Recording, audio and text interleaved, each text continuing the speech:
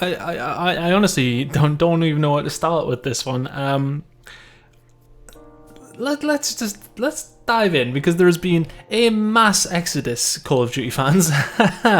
There's nobody left. Everyone's dead. This has been interesting. It's been an interesting past couple of days. I didn't get something out yesterday because I was going to, but then I was just like, well, I had this discussion with I Hold Shift on the timeline in the respect of that shit just keeps going crazy. So any video you do could be outdated within an hour, which is interesting. But let's delve in. Let's talk about Minnesota. I thought they were going to keep a hold of everybody. I'm just going to run through everything that happened on the timeline, and then we will sort of go and delve into opinions. Of course, Minnesota let go of everybody. GodRx was already gone, Tiny was already gone, Exceed gone, Assault gone, Alex gone, Silly gone, Asim gone. And then I'm interested to see which direction they go, but it did surprise me to see this happen. Honestly, I thought they were going to keep a hold of a couple of their players and see where they could go with that one, but we'll discuss as to why I think this overall exodus of players has happened later on in the video. Subliners confirming that people are gone as well. Accuracy temp, Sensor and Suda all dropped, of course, but they have kept a hold of other players. Obviously Zuma, Attach still in there, as well as Mac, and looking to go into Calista, and they tweeted out like this video as well alongside things to sort of get that rumour mill going once again. Paris Legion dropping everybody as well, literally everybody gone, every single one of them. Official statement: we want to thank all these fantastic players that they fought last second of the season with pride. We wish them the best luck in the future. Don't think they had a bad year, but again, I'll go into it very, very shortly as to why I think this is happening. Huntsman letting go of Arceus Prasini, that was looking likely. Of course, we have seen Dashi be removed from Optic Gaming. We are expecting him to maybe jump into the spot on the other side of things, so keep an eye on that one. It wouldn't surprise me. London have let everybody go apart from Shawnee. So I'm interested to see what they do with that one. I think probably something to do with Shawnee still having his visa, although actually, why would that matter? They should all have visas. But Shawnee's still in there after a good performance at the end of the year. Maybe, he's a little bit cheaper than some of the others. Maybe that's a reason as to why we're seeing this happen. But once again, I'm going to delve into it very, very shortly as to why I think this is happening. As I said, the whole Dashi thing as well. We'll dive into rumours in a moment. Because Coron posted another article on Esports, but I want to delve into why I think this is all happening. Now, I think coronavirus is ultimately the be-all and end-all of why I believe this is a thing now.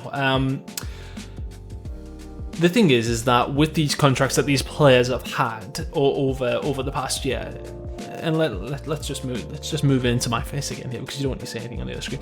Basically, with contracts, I fully expect, and this is pretty typical of any job, with all of these contracts that these players would have had, there would have probably been an option for extension within a certain period of time towards the end of the year before the next season started. So there would have been an option to re-sign that player for XYZ amount of years.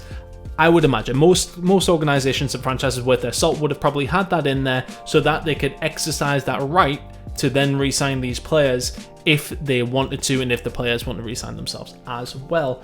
And alongside that, usually as a caveat in terms of, it's a benefit to the player. You would expect to be compensated if they are going to have this clause in their contract. There is always an if they want to sign somebody else on again. So that positivity for that player would have been an increase in money.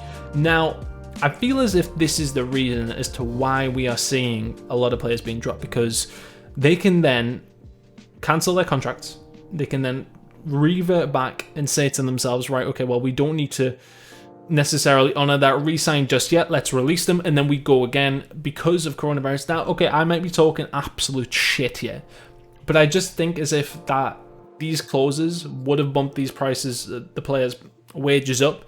I think there's going to be a point where a lot of organizations are wanting to drive down that market because of coronavirus, because of just financial implications that everyone has had to deal with. I've had to deal with them, my wife's had to deal with them, my home family, friends. A lot of people have had to deal with some sort of financial, not heartache, but, well, in my point of view, a lot of people have done. But there may be some financial negative implications And I feel as if this is the reason as to why organizations have dropped everybody and just sort of said, right, well, screw it, let's keep a hold of our absolute best assets that we know we can keep a hold of, and we need everybody else. Let's put it out there. Let's see what we can do with the money that we have, whether that be more, whether that might be less. I'm just theory crafting at this point with this. I may be clutching at straws, but I just feel as if that could potentially be a reason as to why they're doing it.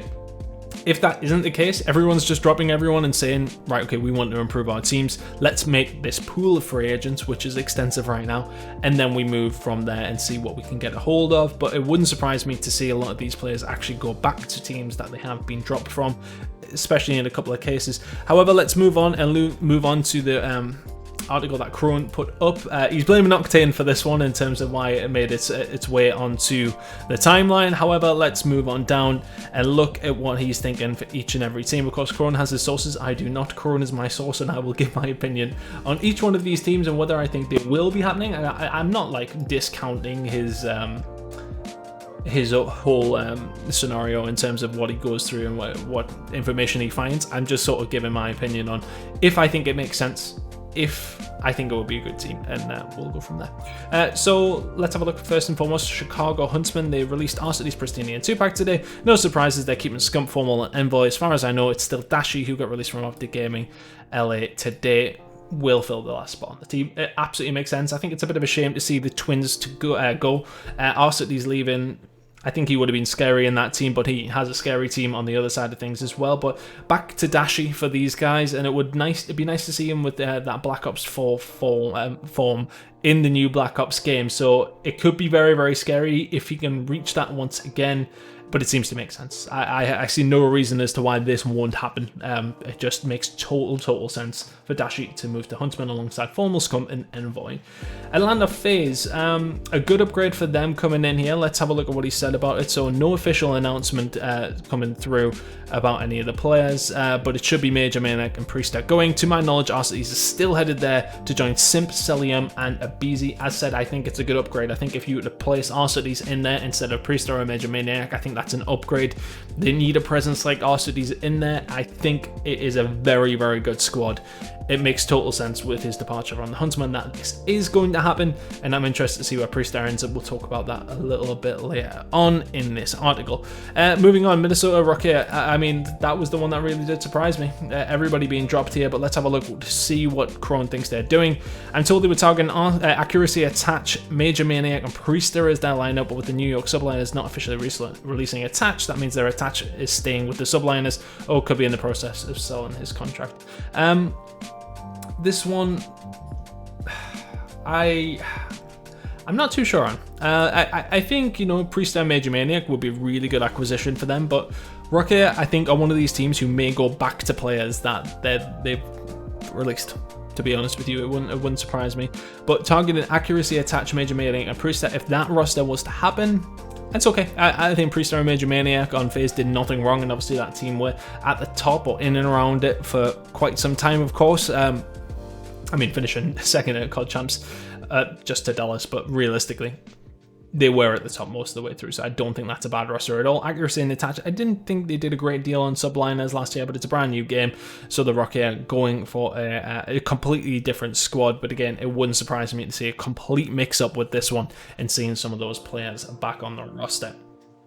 Let's continue to move on though. The LA Gorillas, so the team have released everybody that we did report on the other day. Blast, Spark, Lacefield, Saints, Aqua, and Decimate, leaving Vivid in there as well.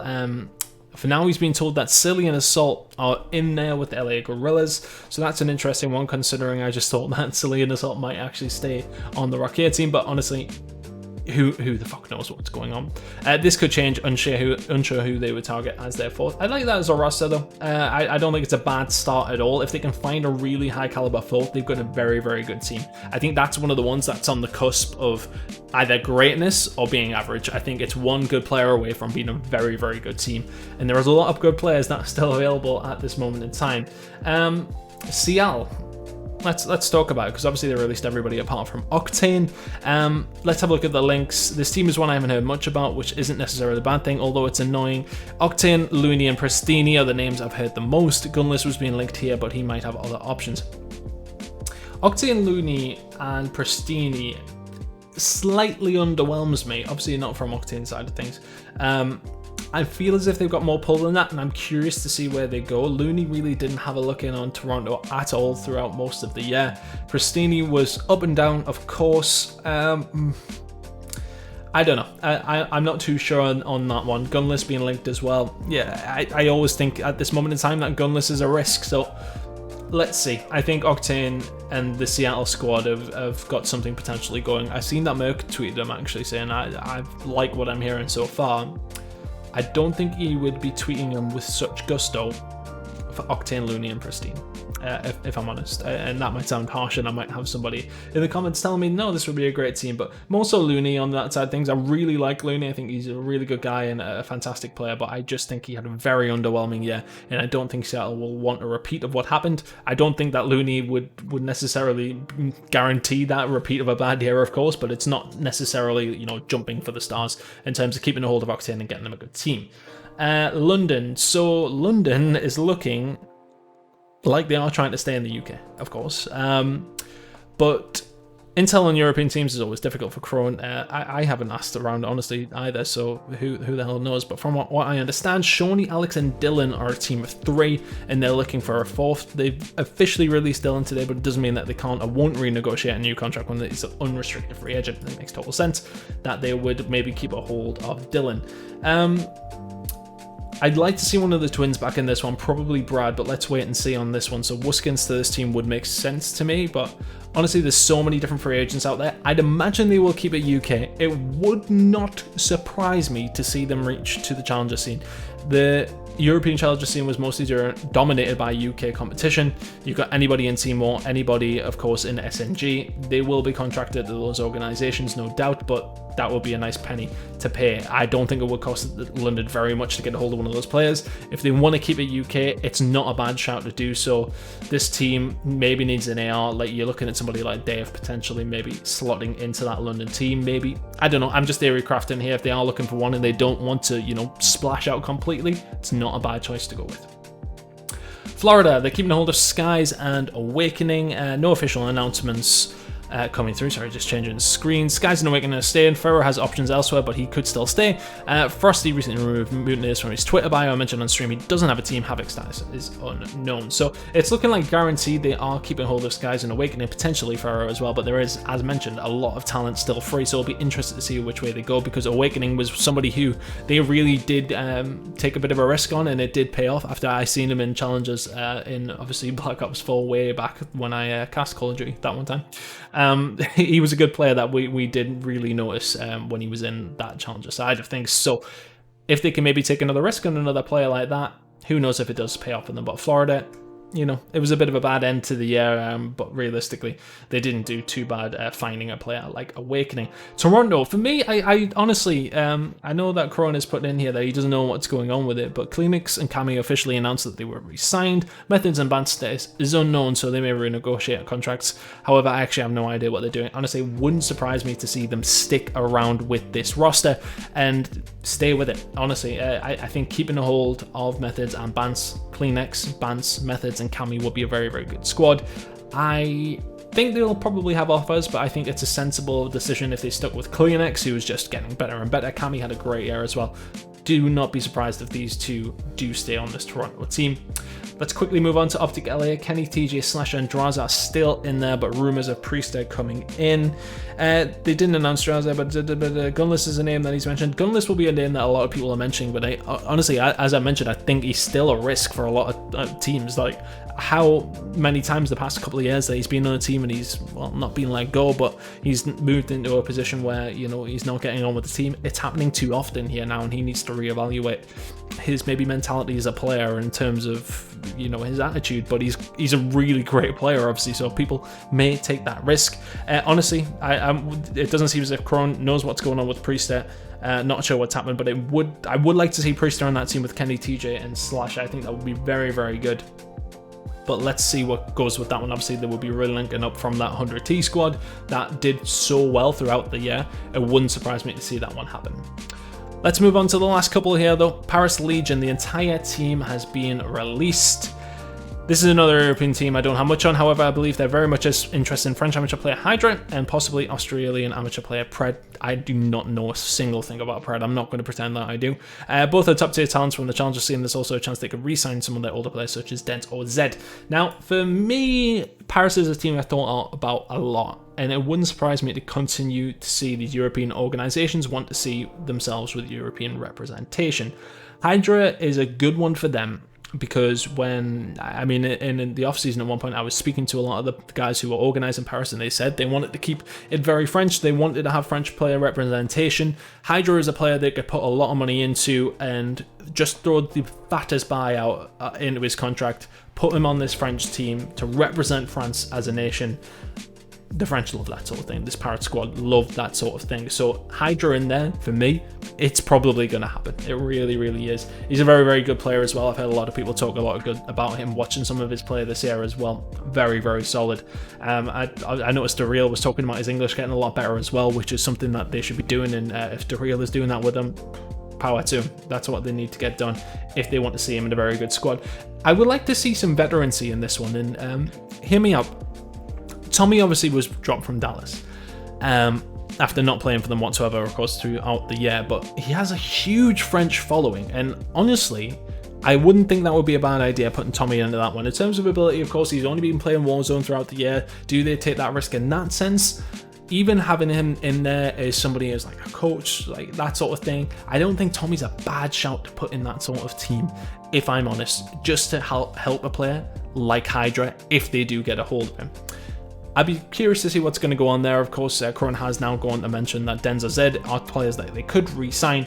It would make a lot of sense. However, let's wait and see, but I just don't think Tommy's a bad option. Hydra is a very, very good one. Subliners, let's close out with them. Clay, Zuma, Mac, and possibly Attach now. It wouldn't put it past them to keep a hold of this one. This could mean that he's staying at Subliners, or they're trying to sell him. I wouldn't be surprised to see Attach stay with this team. Clay, Zuma, Mac, and Attach sounds like a very, very good roster. Obviously, reuniting themselves from the FaZe days, it will be interesting to see that one go in that direction. But honestly, things are moving pretty crazy at the moment, and I think every single video I've done throughout this week is being outdated so quickly with incorrect opinions and facts, and it's just crazy movement right now in the Call of Duty scene. Where do you think everyone's going to end up? What do you think of this free agent list as well? I need to bring this up before we even try and finish this video. Look at this. I mean, these are all players who were officially signed onto rosters last year. Of course, some of them are rumoured to be going over to some teams. I mean, obviously you can talk about Dashi. He's going to be moving over, we do think.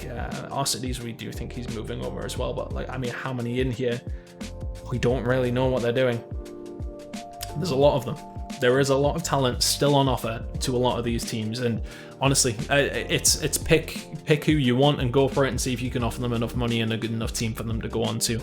I really don't know where a lot of these good players are going, but it's making up for a very, very interesting Rostermania, and I'm sure it'll go in a completely different direction to what we're expecting at some point down the line. Let me know what you think of some of these rosters. Do you think any of them are in particular strong? I really like the idea of that FaZe team personally, with Arcides going into there alongside Simp, Cilium, and Abizi.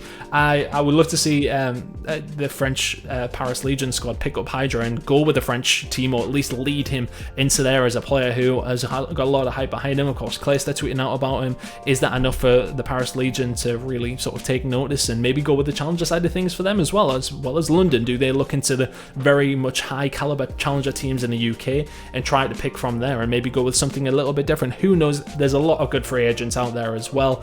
I'm very, very interested to see if anybody takes the risk on some challenger side of things from last year. The players played very, very well at that top level, but as said, there's still a lot of top level competition for these spots after everybody and their grandmother was released. If you did enjoy this video, please comment below, like it as well if you can, subscribe also, and we will have plenty more Call of Duty content coming. The release is tonight. It's actually in 15 minutes whilst I'm recording this video, so I'm going to get into that one. We're going to have a video on that, of course, as well, and we'll catch you guys for that one. See you then.